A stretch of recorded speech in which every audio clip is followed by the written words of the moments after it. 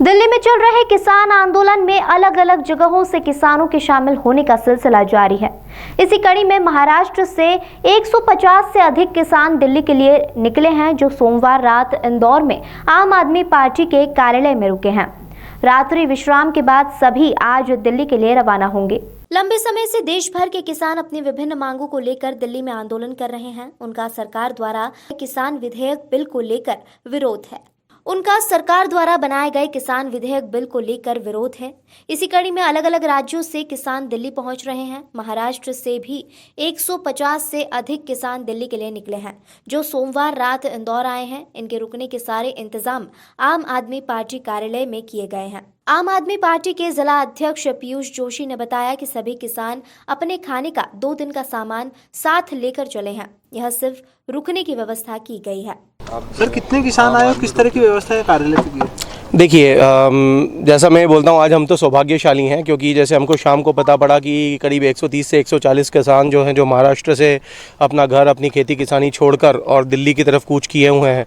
मोदी सरकार द्वारा पारित किए गए 3 कृषि कानूनों के विरोध में जो किसान आंदोलन दिल्ली में चल रहा है, उस विरोध में शामिल होने के लिए आम आदमी पार्टी से जो बन सकता था वो हमने किया। जैसा कि आपने देखा है कि जो हमारे मुख्यमंत्री हैं, अब राष्ट्रीय संयोजक है माननीय अरविंद केजरीवाल जी, वो भी एक सेवादार के रूप में शामिल हुए हैं किसानों के आंदोलन में, क्योंकि ये आंदोलन शुद्धतः किसानों का है। तो आज आम आदमी पार्टी ने वही परंपरा का निर्वाह करते हुए इंदौर में जो सेवादारी का जो हमसे बन पड़ सकता था वो हमने किया। जैसा आप देख सकते हैं, आप लोगों ने यहाँ पे शॉट लिया ही है।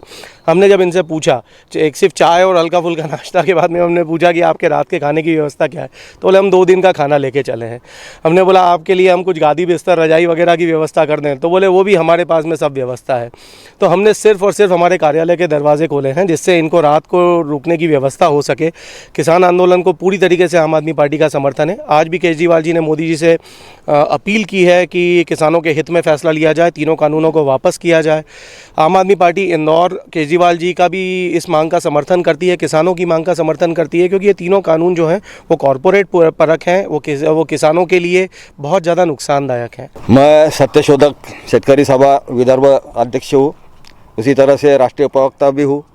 पीछे जो मंदसौर में गोलीकांड हुआ था और जिसमें जो युवा किसानों की मारा गया था, इस व्यवस्था ने उनको भुना था, एक तरह से मैं कहूँगा उनका एनकाउंटर किया था। तो वो क्या अपनी जो वाजिब मांगे हैं, जो कि बीजेपी के एजेंडे पे था कि स्वामीनाथन को लागू करने वाले थे, और वही मांग को लेकर उन्होंने वो आंदोलन किया था। वो असहकार आंदोलन था, लेकिन उन्होंने जो जाति की, तो वो उन्होंने यानी मोदी सरकार ने बाद में तो कोर्ट में भी एफिडेविट दिया कि हम एमएसपी नहीं दे सकते। तो जो एजेंडे पे था उससे से भी वो पलट गए। तो इस तरह से ये वादे से वो मुकर गए, वो अपना ये कर रहे थे। लेकिन हमने देखा है कि इसके पहले भी जो मुल्ताई में जो गोलीकांड हुआ था, या फिर हरियाणा में जो हुआ था, या फिर मंदसौर में भी हुआ, तो बाद में सत्ता गई। इन्होंने फिर खरीद फरोख्त करके फिर से सत्ता में आए, ये बात अलग है, लेकिन सत्ता गई कि नहीं गई। तो किसान को अभी कहाँ जाए? अभी हम लोग जो 3 जो कारपोरेट परस कानून ये 3 तैयार किए गए हैं, ये सरासर जो किसान की ज़मीन है, किसान का जो अपने खून पसीना एक करके जो धान पकाता है, तो उसकी कीमत तय करने का उसको अधिकार नहीं है। हम एक माचिस की डिब्बी लेते हैं तो भी वो जो है दाम, वो प्रोडक्शन करने वाला वो तय करता है, लेकिन किसान को आज तक ये हक नहीं मिला है। तो हमारी सीधी मांग है कि एमएसपी का कानून हो, और एमएसपी के नीचे यदि कोई वो खरीद करे तो उस पर गुनाह दाखिल हो। ये सीधी मांग है। क्या कानून पारित किया है? क्या कानून वो क्या नुकसान होगा? जैसे एपीएमसी पहला जो कानून है वो वाणिज्य और व्यापार का है, तो उसमें उन्होंने कहा है कि ये नई जो प्राइवेट मंडियाँ लाने वाले हैं, बड़े बड़े फॉरेन प्लेयर है, जैसे अंबानी अदानी है, बाद में वॉलमार्ट है, नेस्ले है, ये ऐसे बड़े बड़े फॉरेन प्लेयर ये ला रहे हैं। तो और उन्होंने, आप देखते हो अभी सोशल मीडिया पे और मीडिया पे भी काफ़ी आप देख रहे हो कि इन्होंने बड़े बड़े वेयर हाउस बना लिए हैं। 5 साल से, पिछले 5 साल से वो बना रहे हैं। तो हमारा ये कहना है कि ये इन्होंने जो है पहले ही सुपारी ली हुई है WTO से और ये कारपोरेट से, और इसीलिए ये पीछे नहीं हट रहे हैं और एक किसान की बाजू नहीं लेते हुए ये इनके ले रहे। तो हम यही चाहते हैं कि जो पंजाब और हरियाणा के जो किसान हैं, ये दिखने में ऐसा लगता है कि पंजाब हरियाणा के, तो ऐसा नहीं है। मैं ये कहना चाहूँगा कि महाराष्ट्र से अब तक 10 से 15 हज़ार लोग वो बॉर्डर पर पहुंच चुके हैं।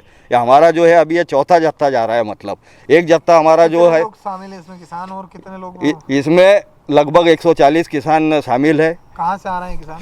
किसान हमारे है धुलिया से है, नासिक से है, नंदुरबार से है, नवापुर से है, साखरी से है, दहीवेल से है, बुल्ढाना से है, इस तरह से। और कुछ जो नागपुर वाले जो जत्था था वो भोपाल जा रहा है, मतलब बैतूल होते हुए भोपाल से वो। लगभग कितने महाराष्ट्र के किसान वहाँ पर जाएंगे? और अभी तक तो 10,000 के ऊपर गए हुए हैं, और अभी ये जो है हमारी दूसरी जो टीम है उसमें 1,500 के करीब है।